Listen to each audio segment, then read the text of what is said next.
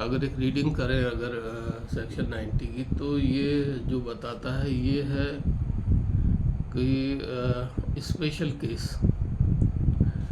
तो what is special in a case? तो special ये है कि power to state case for opinion of the court. या डिसीजन नहीं मांग रहा है वो कोर्ट से, ये वो सेटलमेंट ऑफ इश्यूज पे नहीं जा रहे हैं, या कोई डिस्प्यूट लेकर के और फिर उस पर निर्णय के लिए नहीं जा रहे हैं, किसी राइट के सेटलमेंट के लिए नहीं जा रहे हैं जहाँ एक पक्ष डिनाई करता हो और दूसरा पक्ष उसको असर्ट करता हो। ऐसा यहाँ कुछ नहीं है ये जो स्पेशल केस है ये कहता है कि where any person agree in writing to state a case for the opinion of the court, not decision, यहाँ वर्ड इस्तेमाल हुआ opinion of the court, then the court shall try and determine the same in the manner prescribed. तो वो ऊपर जो manner दिए उनके आधार पर कोर्ट को किस हिसाब से अपने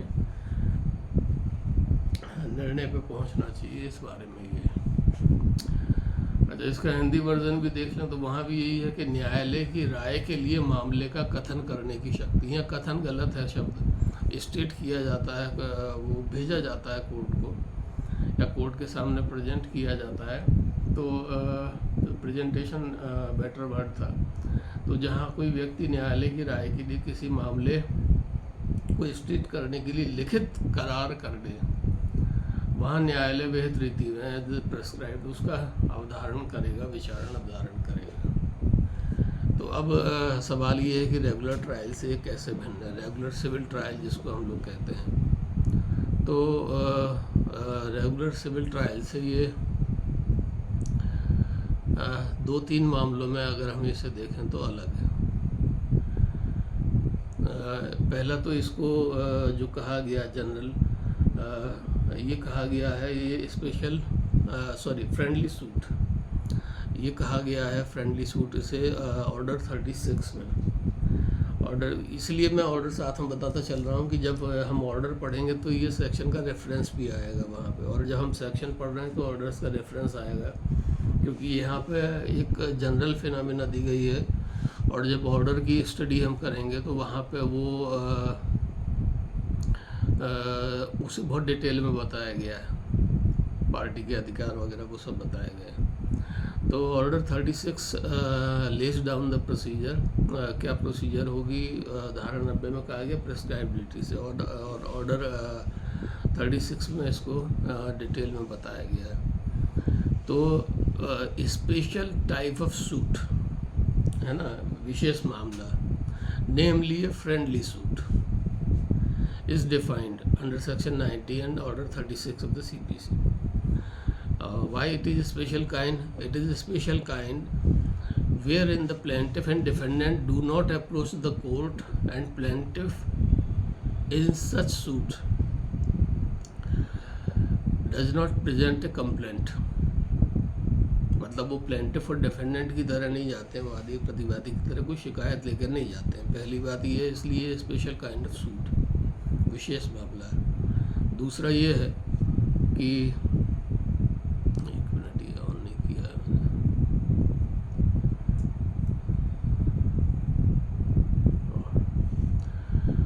अच्छा, दूसरा ये है इसमें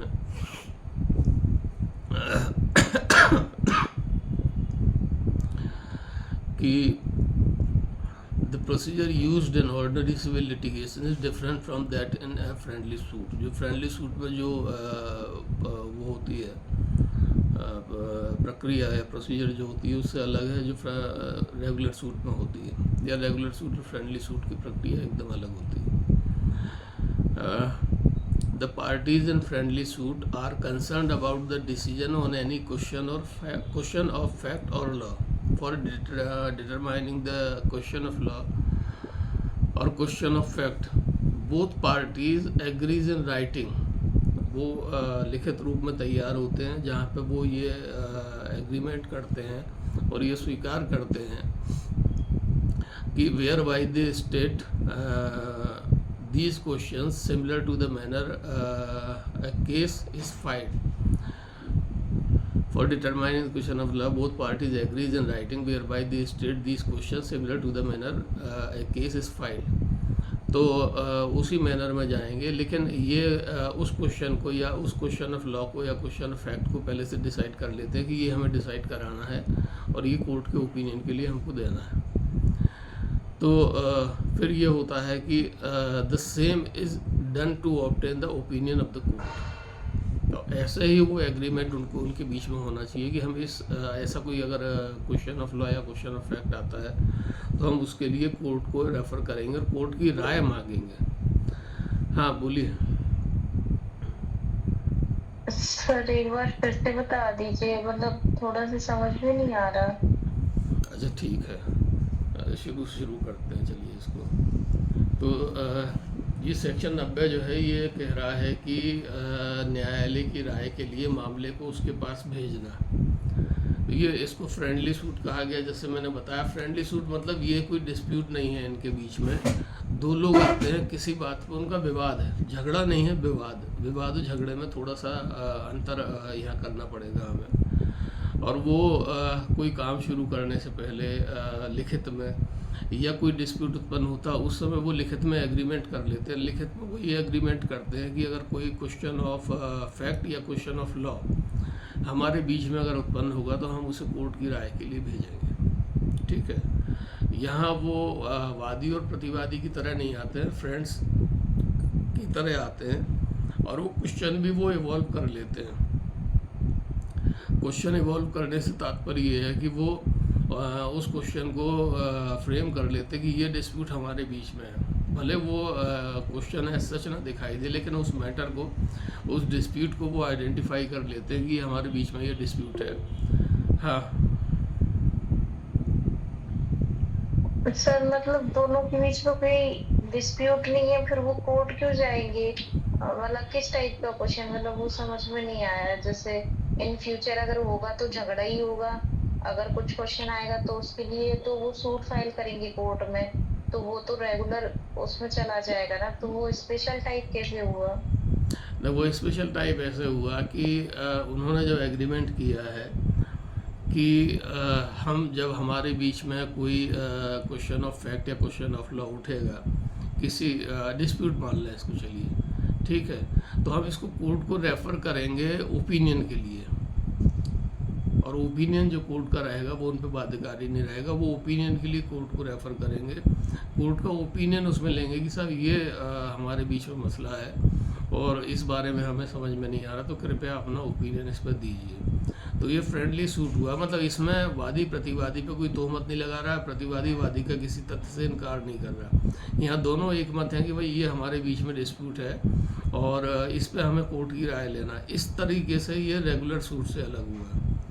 और ये जो एग्रीमेंट है, ये एग्रीमेंट डिस्प्यूट, मतलब वो जो डिस्प्यूट है उसको उत्पन्न होने के बाद भी वो कर सकते हैं कि हम इसे रेगुलर कोर्ट में नहीं ले जाएंगे, रादर हम इसका ओपिनियन कोर्ट का इस बारे में ले लेंगे, सारे फैक्ट को स्टेट करते हुए कि ये हमारे बीच में ये इस पॉइंट पर आकर के मतभेद है या इसमें आपका ओपिनियन हमें चाहिए। तो रेगुलर सूट से इस तरीके से अलग हुआ कि एक ही बार में वादी और प्रतिवादी दोनों जा रहे हैं, पहली बात।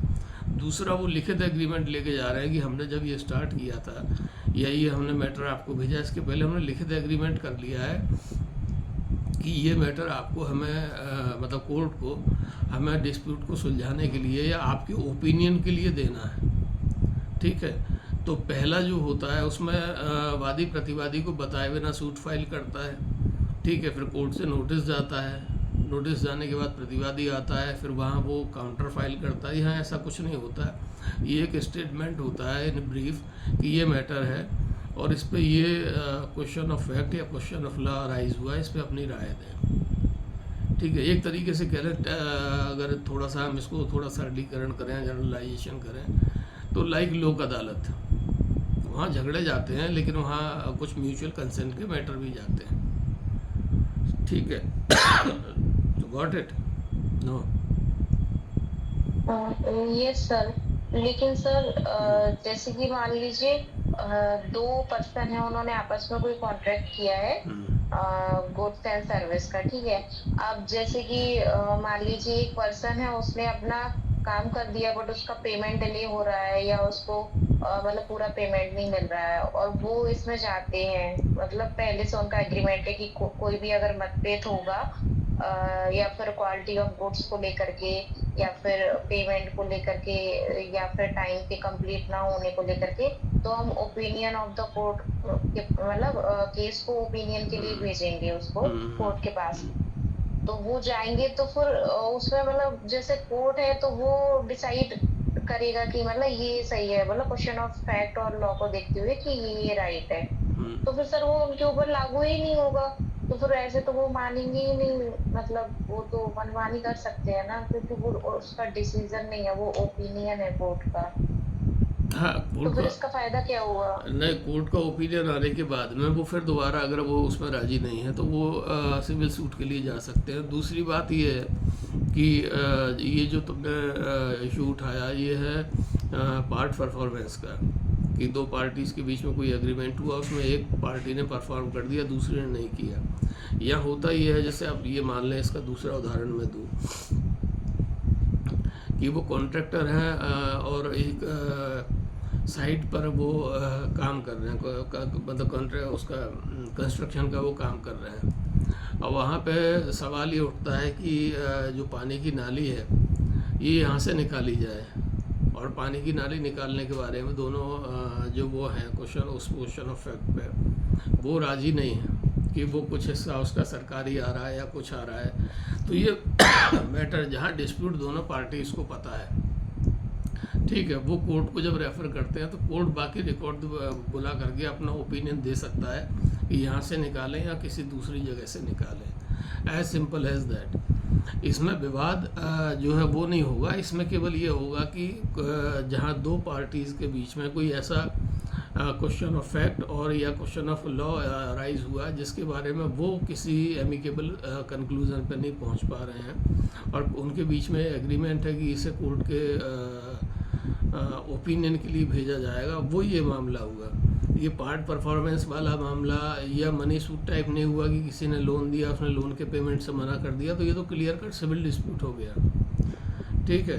पार्ट परफॉर्मेंस में भी कोई कॉन्ट्रैक्ट होता है, उसमें उसने अपना पार्ट परफॉर्म कर दिया और दूसरे का पार्ट उसने परफॉर्म नहीं किया, तो ये स्पेसिफिक परफॉर्मेंस एक्ट में चला जाएगा या कॉन्ट्रैक्ट एक्ट में चला जाएगा कि वो पार्ट उससे परफॉर्म कराएं। ये रेगुलर सिविल सूट हुआ। यह सिविल सूट रेगुलर नहीं है। उसी का मैं उदाहरण आगे बता रहा था कि बोथ पार्टी जो है, दोनों जो पक्ष हैं, वो इन राइटिंग तैयार होते हैं कि हम इस मतलब इस सब्जेक्ट मैटर को कोर्ट को, सिविल कोर्ट को भेजेंगे और उनकी राय लेंगे। यहाँ राय है, ठीक है, और कोर्ट फिर उस पर जो क्वेश्चन है पहले कोर्ट उस पर विचार करेगा कि कोई क्वेश्चन है इसमें जो it is fit to be decided, जिस पे उसको अपनी राय देनी है, डिसीजन देना। डिसीजन होगा वो राय की उसमें आएगा, सूरत में आएगा, राय के नाम से आएगा, ओपिनियन के नाम से आएगा। तो जब ये कोर्ट के पास पहुंचता है तो कोर्ट ऑर्डर 36 में जो प्रक्रिया दी गई है उसके हिसाब से वो स्पेशल केस या ये फ्रेंडली सूट, मतलब विशेष मामला है, फ्रेंडली सूट को डिसाइड करने के लिए आगे बढ़ेगा। अच्छा, दूसरा इसमें एक और मैं बता दूं कि इसमें यह है कि कुछ कंडीशन जो है वो सेटिस्फाई होना ज़रूरी है फ्रेंडली सूट के लिए, जो सेक्शन 90 में कहा गया, जिससे हम ये समझेंगे कि ये जो है रेगुलर सूट से क्यों अलग है। और रेगुलर सूट अगर ऐसा डिस्प्यूट उत्पन्न हो रहा है उनके बीच में कोई क्वेश्चन ऑफ फैक्ट को लेकर के या क्वेश्चन ऑफ लॉ को लेकर के, तो वो क्यों नहीं चले जाते सिविल कोर्ट में? अभी बिल्कुल जा सकते हैं, सिविल कोर्ट तो ओपन है ही है, डेफिनेटली है। लेकिन तो ऑर्डर 36 रूल 1 को अगर हम देखेंगे थोड़ा, क्योंकि सेक्शन 90 जो है वो सिंगल लाइनर है कि जहाँ कोई व्यक्ति न्यायालय की राय के लिए किसी मामले का कथन करने के लिए लिखित करार कर दे, वहाँ न्यायालय बेहद रीति से उसका विचारण और अवधारण करेगा। जैसा मैंने बताया कि काफ़ी कम आते हैं, रेयरली आते हैं, लेकिन फिर भी इसकी जो प्री कंडीशन है वो सेक्शन 36 ऑर्डर 36 रूल 1 में एलाबोरेट की गई। पहला इसमें ये कंडीशन आती है कि agreement must be duly executed between the plaintiff and defendant. मतलब जो करार है वो ड्यूली एग्जीक्यूटेड होना चाहिए, उस पर जो भी वो लग रहे हैं स्टाम्प वगैरह उनके द्वारा, और अगर उसकी नोटरी या रजिस्ट्रेशन रिक्वायर्ड है वट एवर जैसा भी है वो ड्यूली एग्जीक्यूटेड होना चाहिए। सेकंड इसमें है the case is fit to be decided, वो जो डिस्प्यूट उन लोगों के बीच में अराइज हुआ उस पर ऐसा हो कि ओपिनियन या डिसीजन दिया जा सके, कोई हाइपोथेटिकल या हाइपोथेसिस को लेकर कोर्ट नहीं पहुंचा जा सकता है। थर्डली इसमें दिया गया है कि plaintiff and defendant have a bona fide interest in the question so asked, कि वादी का भी और प्रतिवादी का भी एक इसमें बोनाफाइड इंटरेस्ट है जो क्वेश्चन उन्होंने पूछा है, सद्भावी उनका हित है, सद्भावना पूर्वक हित रखते हैं वो उस क्वेश्चन। नेक्स्ट इसमें जो आता है वो ये है कि it is important to note that as a decree passed in a friendly suit under section 90 is like a company compromise decree, henceforth the same is not appealable. ये कुछ कंडीशन जो यहाँ नहीं दी गई हैं धारा 90 में, ये ऑर्डर 36 रूल 1 में दी गई हैं। तो मैं ऑर्डर इसलिए बताता चलता हूँ so that you can refer it with the same provisions of the civil procedure code, क्योंकि सेक्शन में जो बातें, जैसे मैंने पिछले कुछ उसमें बताया हुआ मीटिंग्स में, कि जो बातें सेक्शंस में समरीली या ब्रीफली कही गई हैं उनको ऑर्डर और रूल्स में एलाबोरेट किया गया है, और इतना एलाबोरेट किया गया है कि वहाँ उनकी प्रक्रिया और वो सब डिटेल में दी गई। सो आई थिंक कि अब आप ये हो गए होंगे इसमें कि एग्रीमेंट जो है वो ड्यूली एग्जीक्यूटेड होना चाहिए, जो कंडीशन ऑर्डर 36 सेक्शन 90 के फ्रेंडली सूट या स्पेशल केस विशेष मामले के लिए बता रहा है। तो विशेष मामले में एग्रीमेंट होना चाहिए प्लेंटिफ डिफेंडेंट के बीच में ड्यूली एग्जीक्यूटेड, केस डिसीजन के लिए या ओपिनियन के लिए फिट होना चाहिए। और तीसरा सबसे बड़ा जो पॉइंट है कि case is to be plaintiff and defendant have a bona fide interest in the question so asked. जो आपने कोर्ट के ओपिनियन के लिए भेजा है उसमें आपका सद्भावना पूर्वक हित होना चाहिए, सद्भावी हित होना चाहिए, बोनाफाइड इंटरेस्ट होना चाहिए आपका। रेगुलर सूट में बोनाफाइड इंटरेस्ट नहीं आता है। तो एक ये मेजर डिफरेंस जो है वो ये है। और फिर ये है कि जो ओपिनियन कोर्ट देता है it is like a compromise decree, henceforth same is not appealable. हाँ, नया सूट उस पर लाया जा सकता है but it is not appealable as you gather the opinion of the court by application of section 90। You are not collecting और you are not suppose to get a judgment, it is simply a opinion given by the court on the basis of facts you narrated before the court. So it is not appealable as like a compromise decree। जैसे मैंने बताया था लोक अदालत के किसी मामले की या कॉम्प्रोमाइज़ के किसी मामले की अपील नहीं होती। अच्छा, इसमें फिर जो नेक्स्ट जो आता है ऑर्डर 36 का रूल 2। अब मैं ऑर्डर 36 पे आ गया हूँ क्योंकि वहाँ डिटेल में दिया गया है।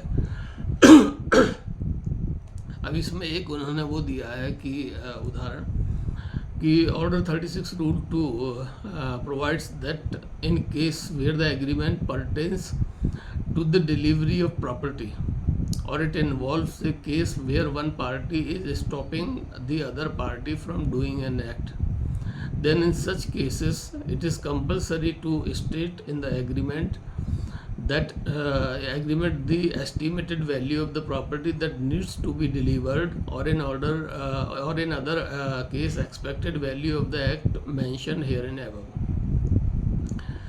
कि जहाँ डिलीवरी ऑफ प्रॉपर्टी से संबंधित है तो वहाँ उसकी वैल्यू आप लिखेंगे, मतलब वो वादी प्रतिवादी दोनों मिलकर के लिखेंगे। और किसी एक्ट से संबंधित है तो वहाँ पे उस एक्ट के बारे में जो उसका वैल्यूएशन आ रहा है वो लिखेंगे। Furthermore as per rule 3 order 36 का नियम 3 जो बताता है, आदेश 36 का नियम 3, if such an agreement is made following all the rules let down in order 36 then it shall be filed along with an application before the court having territorial and pecuniary jurisdiction to deal with it. This said application will be treated as suit, following which notice shall be served upon the parties to the agreement, however excluding the party who originally made the application in the court. Rule 4 and Rule 5 deal with the jurisdiction of the court. Having the disposal of the case respectively order 37 summary suit. तो ये खैर अलग आ गया। तो order 36 के rule 3 में जो दिया गया है वो दिया गया है कि जब एप्लीकेशन दी जाएगी तो it will be treated as a suit following which the notice shall be served upon the party to the agreement, however excluding the party who originally made the application. तो अगर मान लीजिए इसमें ज़्यादा लोग हैं, अब हम मान के चलें कि इसमें 4 या 5 लोग हैं और उन्होंने ये एग्रीमेंट किया है, जो लोग कोर्ट को के पास लेके गए हैं और बाकी लोग नहीं आ पाए तो कोर्ट उनको नोटिस जारी करेगा और उनको सुनेगा, उसके बाद में अपना ओपिनियन डिलीवर करेगा। That opinion will be equivalent to a compromise decree, rather it shall be called like a compromise decree, the opinion given by the civil court, and it shall not be appealable। तो ये special suit इसलिए है कि इसमें court का opinion एक point पर लिया जा रहा, पूरे उस पर नहीं लिया जा रहा। यहाँ कोई कॉस्ट और रिलीफ जो हम कहते हैं कि वाद व्यय वगैरह वो नहीं मांगा जा रहा है। और इसमें प्लेन उस पर जो कोर्ट फी होगी वो मेरे ख्याल से नॉमिनल कुछ होती है, शायद 10-20 रुपये या ऐसा कुछ उस समय था जो एक एप्लीकेशन पे लगता था। मिनिमम शायद 20 रुपये समथिंग ऐसा होना चाहिए, वो हम देखेंगे सूट वैल्यूएशन एक्ट में। तो ये एक तो नॉर्मल सूट की तरह नहीं जा रहा है, इसकी तरह जा रहा है। और अगर कोई पार्टी इसमें वो रह गई हैं, मतलब सम्मिलित होने से या शामिल होने से रह गई, तो कोर्ट उनको बुलाएगा अपने सामने और उसके बाद वो ये देखेगा कि क्या उसका ओपिनियन इसमें ज़रूरी है, और अगर ज़रूरी है तो फिर उस पर वो ओपाइन करेगा, उस पर वो अपना ओपिनियन देगा और वो पार्टी इसके ऊपर ऐसे मतलब वो होगा कि कॉम्प्रोमाइज़ डिक्री की तरह। जैसे मैंने बताया था कि कॉम्प्रोमाइज़ डिक्री इस ऑर्डर 36 में कहा गया कि it is not appealable sorry. लेकिन अगर कोई पार्टी इसमें वो है, इससे एग्रीव्ड है, तो वो सिविल सूट में या वो रिट में जा सकती है। रिट जुरिस्डिक्शन जो है वो हमेशा खुला हुआ है। तो आई थिंक कि ये कुछ क्लियर हुआ होगा, बताइए।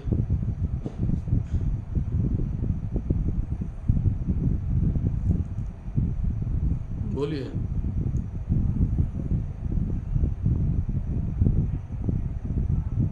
Yes sir. तुम्हारी आवाज़ से लग रहा है क्लियर है नहीं है।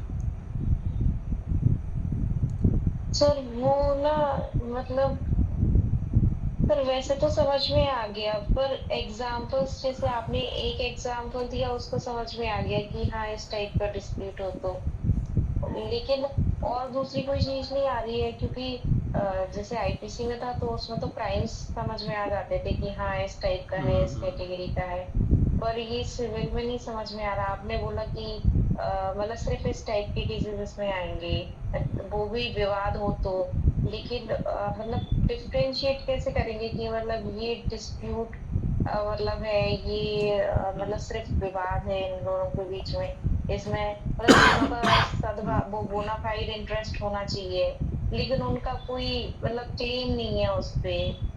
अच्छा ठीक है, एक एग्जांपल इसको लेते हैं अपन, प्रैक्टिकल एग्जांपल। अंजलि और आप मिलकर के कोई बिजनेस शुरू करते हैं, जिस कहते हैं ना वो स्टार्टअप टाइप का, कोई होम आइडियाज़ का, कि भाई ये जो जैसे आगरा के पेठे हैं वो वर्ल्ड फेमस है ना, विश्व में प्रसिद्ध है बहुत ज़्यादा। तो इसको हम अपनी ब्रांडिंग करके या इसको इस तरीके से बना करके कि ये पूरा मतलब शुद्ध शाकाहारी बने, जैसे फलाहार हम लोग करते हैं, फास्ट वगैरह नौ दुर्गा के जब आते हैं तो हम ध्यान रखते हैं कि कौन कौन सी चीज़ें नहीं खाना है। लेकिन ये कमर्शियल लेवल पे जब बनता है तो लोग इसको ध्यान नहीं रख पाते। तो ये इससे इंस्पायर हुआ, एक लड़की है कर्नाटका के, हाँ बेंगलुरु की, यस, वो इंजीनियर थी, सॉफ्टवेयर इंजीनियर किसी बड़ी फर्म में, और उसकी सैलरी मिलियंस में थी, है ना। तो अच्छा खासा उसको मिल रहा था। वो प्रेग्नेंट हुई तो घर पे उसको रहना पड़ा 5-6 महीने। तो वो 10-15 दिन में बोर हुई है। मैं एक just giving you an example. तो उसने कहा कि कोई काम मैं शुरू करूँ यहाँ। तो उसे कुकिंग का उसे शौक़ था बाई चांस, तो उसने अपनी मदर से और उनसे कुकिंग का जो वो थी तो वो बनाना शुरू किया, और आस पड़ोस में बिल्डिंग में जहाँ वो मल्टी उसमें रहती थी स्टोरी में, वहाँ देना शुरू किया। तो बड़ी उसकी वो आई कि भाई इसका तो तुम खुद कंप्यूटर में इतनी एक्सपर्ट हो तो इसका ऑनलाइन प्लेटफॉर्म क्यों नहीं खोल लेती। तो उसने अपने मोहल्ले के लिए, मतलब कर्नाटक का मोहल्ला मतलब हमारे ग्वालियर का आधा ग्वालियर मान लीजिए आप, ठीक है, बेंगलुरु का एक वो। तो उसने अपने उस सबर्ब में जहाँ पे वो रहती थी वहाँ पे उसको देने का वो किया। तो ऑनलाइन उसने एक वो खोला, पेज खोला और व्हाट्सएप ग्रुप वगैरह में भी उसको डाला।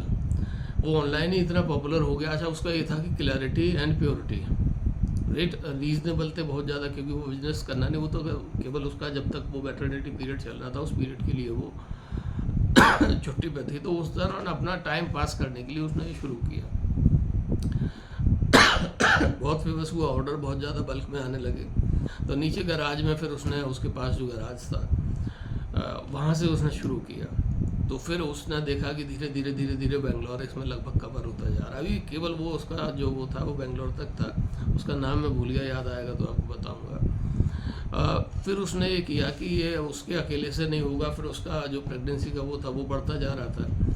तो उसने फिर एक दो अपनी और सहेलियों को उसमें इन्वॉल्व किया कि ये बिजनेस है और इससे इतना फ़ायदा, मतलब इतना लाख रुपए हम कमा रहे हैं, तो अगर आप लोग आ जाएंगे तो ये काम थोड़ा ढंग से हो जाएगा। देखना केवल इतना है कि प्योरिटी जो है वो बनी रहे, कोई पैर वैर के नीचे सामान ना आए, कोई ख़राब सामान ना जाए। और वो कुकिंग का वेरियस जो कन्नड़ जो वो थे आइटम्स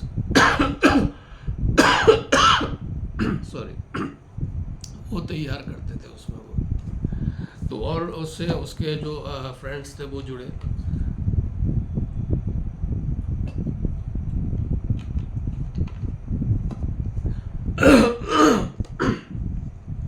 फिर हुआ ये कि वो जो गैराज था वो भी छोटा पड़ने लगा। तो बेंगलुरु के बाहर एक सबर्ब है तुमकुर करके, पहले इंडस्ट्रियल एरिया था, वो भी सबर्ब में आ गया। वहाँ कुछ वो मिल जाते हैं बड़े बड़े शेड वगैरह पुराने उसके खाली पड़े हुए। तो उन्होंने हिसाब लगाया कि हम करीबन 2-2.5 लाख रुपए महीने का किराया अफोर्ड कर सकते हैं, हम ले सकते हैं वहाँ, उसके बाद भी हमारा जो प्रॉफिट है वो बचेगा। तो वो शुरू किया। तो उनको बैंक ने लोन, उनकी कई बात चली होगी, तो लोन भी बैंक से अप्रूव हो गया कि ठीक है हम आपको इस मामले में इतने करोड़ रुपए फाइनेंस करने को तैयार है। तो उन्होंने बहुत ही हाइजीनिक और बहुत ही अल्ट्रा मॉडर्न एक सेटअप खड़ा किया कुकिंग के लिए। अच्छा, और वो जो उनका बेंगलुरु तक सीमित था, उसके ऑर्डर उनके पूरे होने लगे। उनके किसी मित्र ने जो उस सॉफ्टवेयर फील्ड में था उसको उठा के लिस्टेड कर दिया गवर्नमेंट के कुछ पोर्टल्स पे, कुछ बाहर के पोर्टल्स पे। तो उनके पास फिर ऑल ओवर इंडिया से ऑर्डर आने लगे। फिर धीरे धीरे मतलब ये कुछ ही महीनों में, वो जो 5-6 महीने उस लड़की के पास थे, जब उसने बेबी डिलीवर किया तो उसने लिखा है आपने उसमें कि उस दिन हमारा जो वो था, मतलब रेवेन्यू वो 100 करोड़ रुपए पहुंच गया था।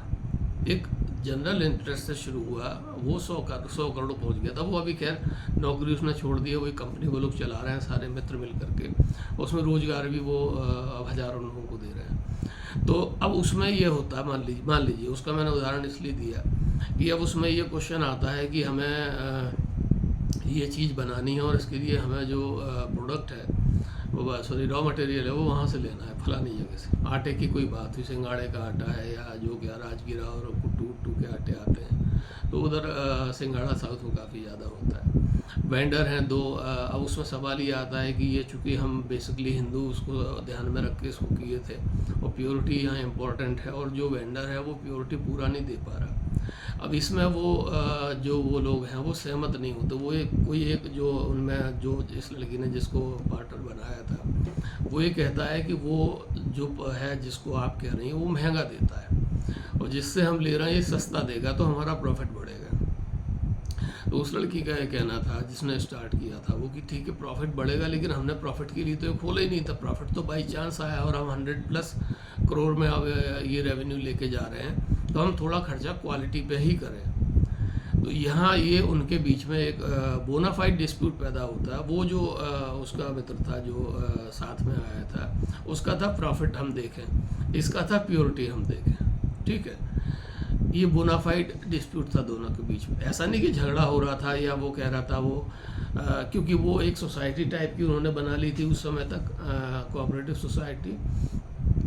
तो अब ये केस रेफ़र करते हैं, ये पॉइंट्स लिखते हैं कि भाई हमने इस उससे शुरू किया था, ये यहाँ तक हम लोग अभी पहुँचे हैं, और अब हमें रॉ मटेरियल अपने प्रोड्यूस को बनाने के लिए, प्रोडक्ट को बनाने के लिए जो चाहिए वो हम सस्ता वाला लें या जो क्वालिटी गारंटीड दे रहा वो लें। ये question of fact, question of law नहीं है। क्वेश्चन ऑफ लॉ है प्रॉफिट। तो यहाँ प्रॉफिट का सवाल है, उन्होंने केवल ये रेफ़र किया कोर्ट को कि हम इसमें क्या लें। तो वो कोर्ट ने उसे अप्रिशिएट भी किया, और कोर्ट ने ये कहा कि चूंकि आपने संस्था जो शुरू की थी उसका पहला जो था आपका वो था प्योरिटी एंड क्वालिटी, है ना। तो आपका अल्टीमेट मोटो जो था कंपनी शुरू करने का या जो आपकी सोसाइटी है इसको शुरू करने का, that was not on the grossing the profits, it was to deliver pure edible items या pure food to the customers. तो आपका अल्टीमेट गोल ये था, तो डेफिनेटली आपको वहाँ से लेना चाहिए जहाँ से प्योरिटी गारंटीड है, ठीक है। यहाँ पे कोई डिस्प्यूट नहीं, कोई लड़ाई झगड़ा नहीं, केवल इतना था कि एक पार्टनर महत्व दे रहा था यहाँ प्रॉफिट को, दूसरा जो फाउंडर थी जो लड़की वो दे रही थी प्योरिटी को, कि मैंने भाई पवित्रता या वो जो हिंदुओं में जो रहता है काफ़ी चीज़ें इसमें इफ एंड बट में आ जाती हैं, तो उसका ये था कि प्योरिटी हम रखें। जैसे साबूदाना आपने देखा होगा, कई फर्म्स हैं उनके वीडियो भी डले रहते, कीड़े वीड़े सब उसमें डलते रहते, फिर साबूदाना बनता है। कुछ लोगों ने अब शेडेड वो बनाए हैं अपने कारखाने जहाँ पे साबूदाना बहुत प्योरिटी से बनता है, और उन साबूदाने के रेट में ज़मीन आसमान का अंतर है। एक अगर आपको 10 रुपये में मिलेगा तो दूसरा 20 रुपये में, सेम वही है लेकिन उसमें प्योरिटी की गारंटी है। तो ये सॉरी, ये एग्जांपल मैंने इसलिए दिया जैसे अंजलि और आपके बीच में हुआ, बैठे का हुआ, ठीक है। अब ये बात यहाँ फिर ये आई कि शक्कर वगैरह जो हम ले रहे हैं तो ठीक है, ये प्योर है, लेकिन कद्दू हम जो ले रहे हैं उसमें जो फर्टिलाइज़र है, पेस्टिसाइड डल रहे हैं, वो हमारे जो कंज्यूमर हैं उनके लिए ठीक नहीं है। अब आप दोनों में इसमें ये होता है कि ठीक है वो मामला चल जाएगा, माल चल जाएगा, अपना जो ब्रांड है बहुत अच्छा बिक रहा है और हम सस्ता वाला ख़रीदें, और अंजलि इस बात पे अड़ी कि नहीं हम सस्ते से ज़्यादा हम अच्छा वाला ख़रीदें जिसमें ऑर्गेनिक फर्टिलाइज़र यूज़ हुआ हो, ये यूज़ हुआ हो। और सेम मैटर आपका रिटर्न में एग्रीमेंट है कि हमारे बीच में कोई भी अगर ये पैदा होगा ऐसा क्वेश्चन, तो हम उसको कोर्ट के ओपिनियन के लिए रेफ़र करेंगे। यहाँ पे आप दोनों सेम बिजनेस चला रहे हैं, सेम बिजनेस में आप वो हैं भागीदार हैं, लेकिन ये डिस्प्यूट पैदा हुआ कि नहीं कौन सा हमें लेना है, तो कोर्ट के पास आप जाएंगे। अब कोर्ट ये पूछेगा कि आप का बिजनेस का जो वो था मोटो या टारगेट, क्या वो प्रॉफिट था कि चीप आइटम लेकर के हमें भेजना है, या फिर वो प्योरिटी था। जैसा अर्लियर केस मैंने जो बेंगलोर की जिस लड़की का बताया, उसका नाम मुझे ध्यान नहीं रहा, मैं अभी 3-4 दिनों से कई मीटिंग में उसका पूरा स्टोरी बताया हूँ। वो एक्चुअली बहुत बढ़िया स्टार्टअप एक है। तो यहाँ आप जब वो कोर्ट को रेफ़र करेंगे कि हमें इस बात पे हम लोगों का ये है डिस्प्यूट है, या हम लोग इस बात पे आपकी राय चाहते हैं कि क्या हम थोड़ा महंगा लेकिन जो जिसमें पेस्टिसाइड या वो नहीं डला है वो आइटम ख़रीदें, या थोड़ा सस्ता जो हमें पड़ रहा है जिससे हमारा प्रॉफिट बढ़ेगा वो आइटम ख़रीदें। तो कोर्ट इस पर जो अपना ओपिनियन देगा वो, अब आपका जो मामला है ये स्पेशल केसेस में या स्पेशल केसेस में चला गया, ठीक है। स्पेशल केसेस मतलब विशेष मामले में या फ्रेंडली सूट में चला गया, जहाँ 2 फ्रेंड मिलकर के एक सूट को लेके आए। ओके, अब कुछ इसमें क्लियर ही हुआ, क्लैरिटी हुई कुछ, ये बताइए।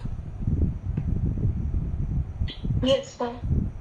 ओके, क्योंकि ना हो तो पूछ लें, और मैं भी इस पर इकट्ठा करूँगा क्योंकि ऑर्डर 36 में भी ये इतना मुझे नहीं मिल रहा है अभी मटेरियल, तो इसको रेफ़र कर दीजिए आप स्पेशल सूट को एक बार। तो इसको कल की मीटिंग में फिर कुछ उदाहरणों के साथ, क्योंकि अभी राइट नाउ मैं वो केस लॉ लेके नहीं बैठा हूँ। केस लॉ में क्या क्या प्रैक्टिकल एग्जांपल आ जाते हैं। ये जो मैंने बताया तो मुझे याद था क्योंकि अभी पिछले 3-4 दिन से मैं इसको दूसरी मीटिंग्स में बता रहा था, तो ये मुझे याद था पर नाम उसका मैं भूल गया।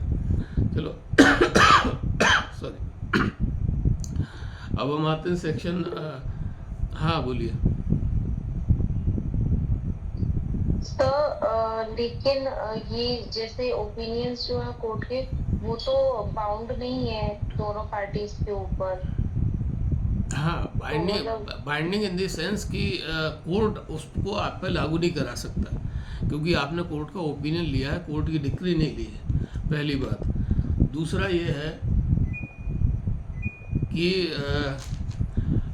आपने जो एग्रीमेंट किया उसमें आपने लिखा है कि वो आपके ऊपर बाइंडिंग होगा, ठीक है। तो ये जो है ना सेल्फ मोरालिटी की बात है, और फिर भी अगर आप एग्रीव्ड हैं तो आप उसको कवर करके उसमें सिविल सूट पे जा सकते हैं। लेकिन जहाँ आपने फ्रेंडली रेफ़र किया है तो ये फ्रेंडली सूट है या स्पेशल केस है, तो वहाँ आप अगर उसे नहीं मानते, मतलब जैसे मान लीजिए आपने उसे नहीं माना और आप ये कहते हैं कि नहीं हम इसमें मतलब दो लोग हैं आप, और आप दोनों लोग अड़ जाते हैं कि नहीं हमें प्योरिटी चाहिए, हमें थोड़ा सस्ता आइटम चाहिए जिससे हमारी प्रॉफिट मार्जिन बढ़ जाए, तो इसको लेकर के फिर आप उसमें जा सकते हैं नए सूट में, वो रेगुलर सिविल सूट होगा फिर। लेकिन जहाँ आपने एग्रीमेंट कर लिया है, आप दोनों मित्र हैं और जैसे मैंने उन लड़कियों का उदाहरण दिया, हाँ बोलिए। बट सर ये रेगुलर सूट में कैसे जाएगा, क्योंकि उसमें तो वो कोई इंटरेस्ट क्लेम नहीं कर रहा है, मतलब वो तो क्या बोलते हैं बोनाफाइड इंटरेस्ट है ना, वो अगर कुछ इंटरेस्ट क्लेम नहीं कर रहा है तो फिर सूट में कैसे जाएगा वो, मतलब क्या राइट क्लेम करेगा हाँ, वहां जाके। वो सूट में ऐसे जाएगा कि उसमें फिर आपको ग्राउंड बनाने पड़ेंगे कि ये इस तरीके से अगर काम करते हैं तो इससे कंपनी को हानि हो रही है, और इसलिए ये जैसे वादी प्रतिवादी जो भी आप में से जाता है कि कंपनी को मॉनेटरी लॉस हो रहा है, और मॉनेटरी लॉस से बचाने के लिए ज़रूरी है कि ऐसा किया जाए। आप ये असर्शन करेंगे, अंजलि उसको डिनाई करेंगी। अगर अंजलि जाती हैं कि हमारी कोर्ट की फर्म की रेपुटेशन को नुकसान हो रहा है, और हमारा मोटो ये था कि हम फर्म का जो रेपुटेशन है उसको ओवरऑल फर्स्ट उस पर प्रायोरिटी पे रखेंगे और सस्ता आइटम लेने से नुकसान हो रहा, पार्टनर इसमें जो है वो अलाउ नहीं कर रही, तो फिर ये डिस्प्यूट बन जाता है ना आप लोगों के बीच में, clear dispute, civil dispute create हो जाता है। क्योंकि जब आप कोर्ट के सामने गए थे क्वेश्चन वो ओपिनियन के लिए, तब आप बोनाफाइड, आपका दोनों का बोनाफाइडली इंटरेस्ट था।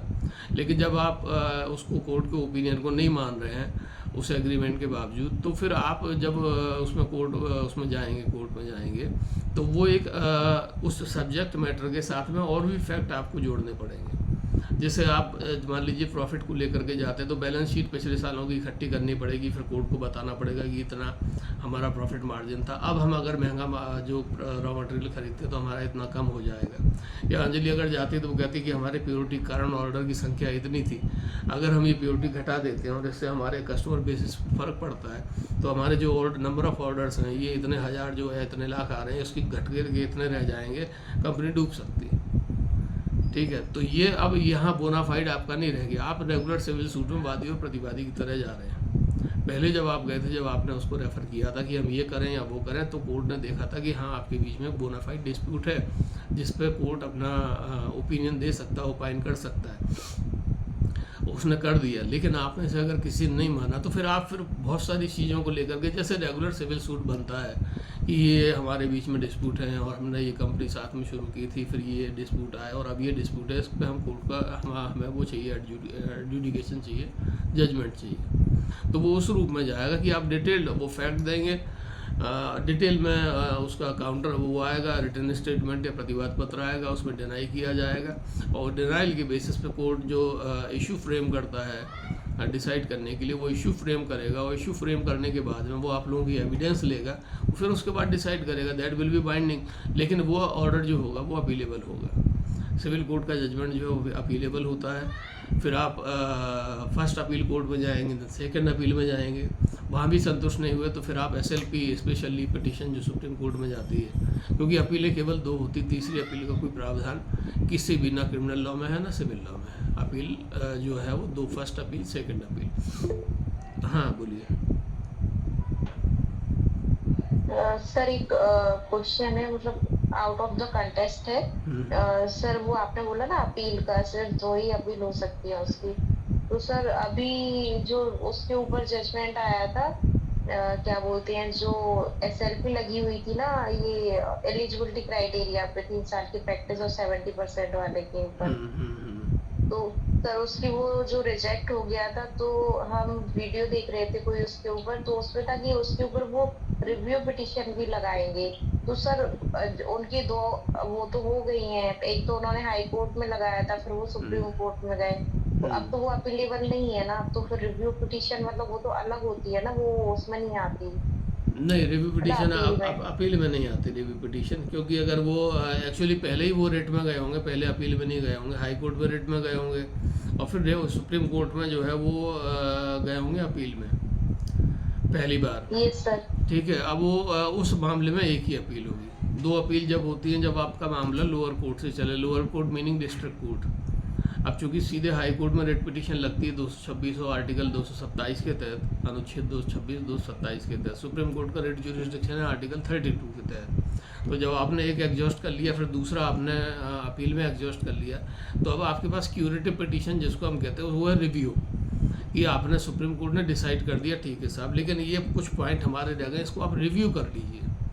तो यूजुअली रिव्यू में 99% केसेस में रिलीफ नहीं मिलता, लेकिन 1% केसेस में, जैसे बेंच वगैरह अगर बदल जाए, कोई जज अगर रिटायर हो जाए या कोई जज ऐसा आ जाए, इसमें जज के भी कई प्रकार होते हैं जो रिलीफ देने का इच्छुक है कि ठीक है इसमें जो लगा है इसमें भाई कुछ इनजस्टिस हो रहा है और इसको हम रोक सकते हैं, तो वो रिव्यू में उस फैसले को रिव्यू करना मतलब पुनर्विचार करना, पुनर्विचार याचिका उसको मेरे ख्याल से कहा जाता है हिंदी में, तो उससे रिव्यू कर सकते हैं। वहाँ रिट पिटीशन के मामले में या सीधे अगर आप सुप्रीम कोर्ट गए तो फिर कोई अपील नहीं है उसकी, अगर रिजेक्ट हो जाता है तो उसको आप लार्जर बेंच को रेफ़र करने के लिए कह सकते हैं, और लार्जर बेंच में के लिए भी आपको नए सिरे से वो लगाना पड़ेगी, पिटीशन लगाना पड़ेगी, या फिर आपने जो डिवीज़न बेंच को भेजा, डिवीज़न बेंच में 2 जज होते हैं, ठीक है, जो फुल बेंच होती है हाई कोर्ट तक जो होती है उसमें 3 लोग होते हैं, लेकिन जजेस जो बेंचेस हैं वो 5, 7, 9, 11 ऐसी भी बनती हैं। तो कॉन्स्टिट्यूशन बेंच भी जो है मिनिमम 5 जज उसमें कॉन्स्टिट्यूशन बेंच में सुप्रीम कोर्ट में चाहिए। फिर जब उसमें नहीं होता तो वो लार्जर बेंच को रेफ़र करते हैं। मान लीजिए उनको 7 जजों वाली कोई बेंच बनी थी सुप्रीम कोर्ट में किसी समय, उसने कोई फैसला मेजॉरिटी के आधार पर दिया था, तो 7 जजों वाली बेंच का जो फैसला है वो 5 जजों की कॉन्स्टिट्यूशन बेंच या संविधान पीठ डिसाइड नहीं कर सकती, उसके लिए उन्हें 9 जज की बेंच बनाना पड़ेगी, ठीक है, या 3 जज की जो फुल बेंच हाई कोर्ट में है वो उसके द्वारा दिया गया निर्णय, हाई कोर्ट की फुल बेंच जो 3 जजों की होती है वो डिसाइड नहीं कर सकती, उनको 5 जजों की बेंच बनाना पड़ेगी। ये लार्जर बेंच का नॉमेनक्लेचर से कोई संबंध नहीं है, संविधान पीठ में 5 जज होना पर्याप्त है, हाई कोर्ट में फुल बेंच में जिसको पूर्ण पीठ कहते हैं उसमें 3 जज होना पर्याप्त है। लेकिन अगर कभी 5 जजों ने कोई जजमेंट दिया या 3 जजों ने ही कोई जजमेंट दिया है तो 3 जजों की बेंच उसे रिव्यू नहीं करेगी, उसे लार्जर बेंच जो है वो देखेगी।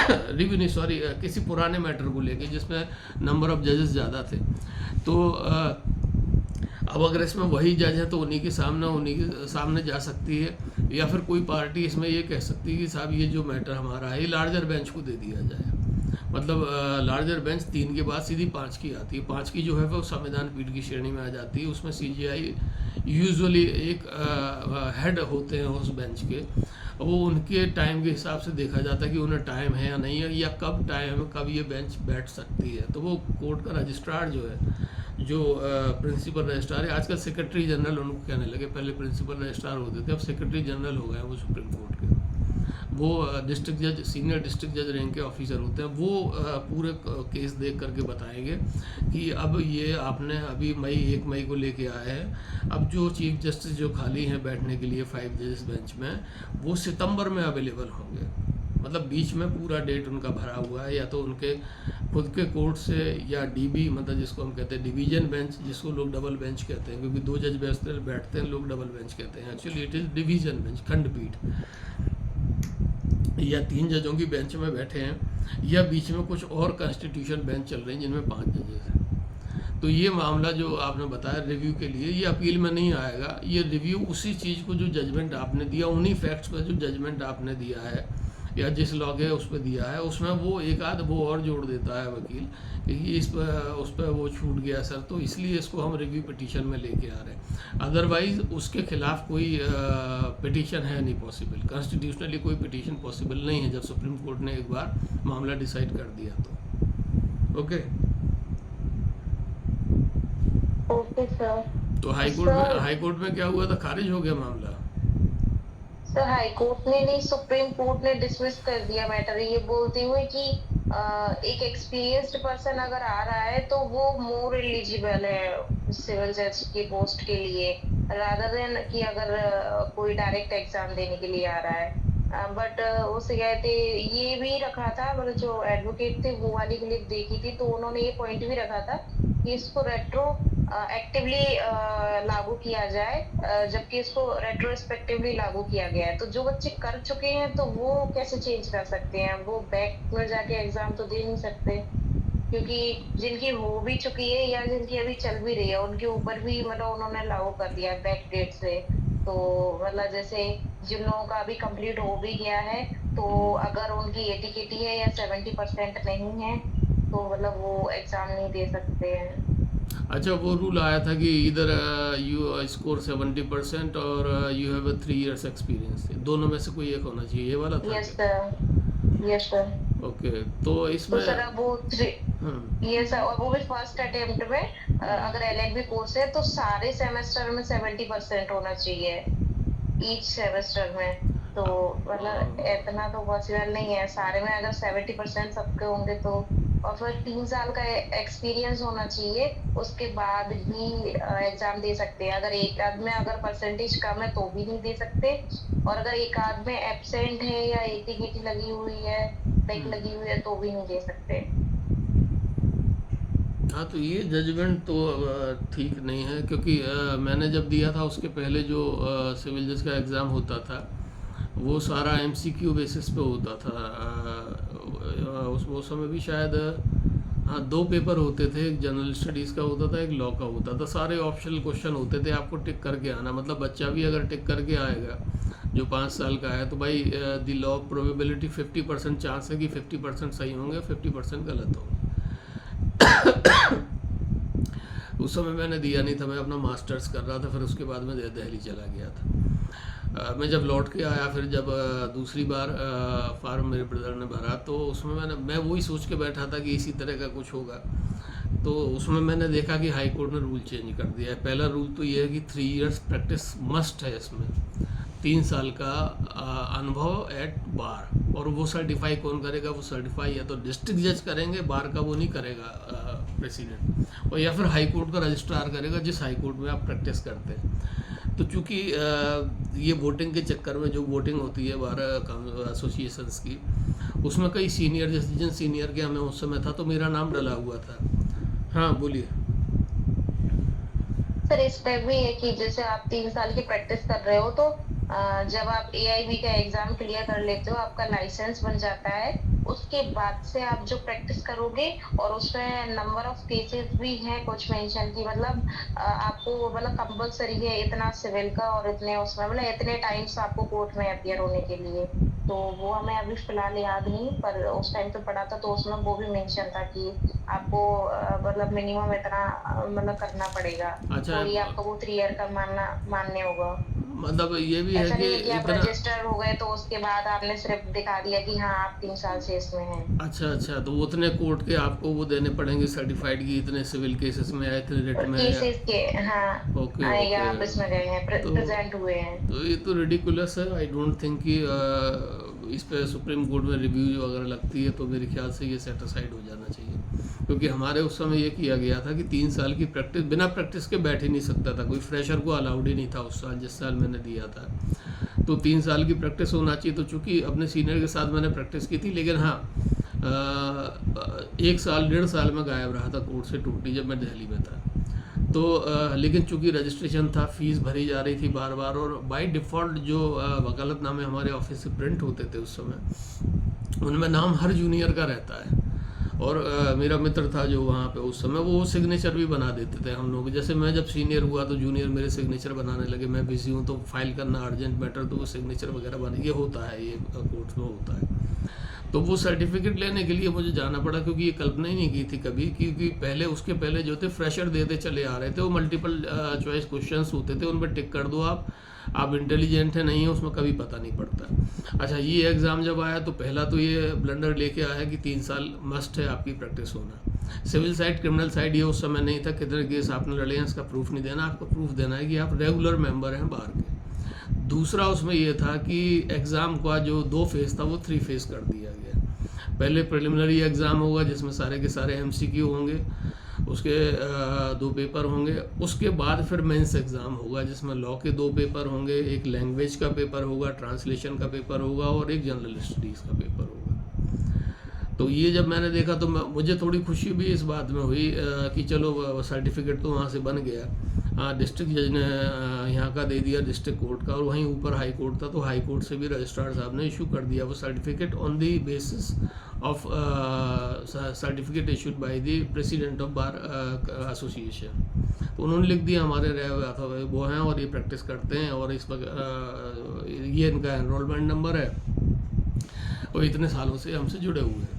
अच्छा, उस समय एक फ़ायदा था कि मेरा एनरोलमेंट 90 या 91 का है, तो एलएलएम के साथ आप गलत कर सकते थे, क्योंकि एलएलएम में केवल 2 पीरियड लगते थे, तो उस समय अलाउड था। अब शायद अब फिर दोबारा अलाउड हो गया, वकीलों के लिए फिर कर दिया, बीच में बैन लग गया था इस पर।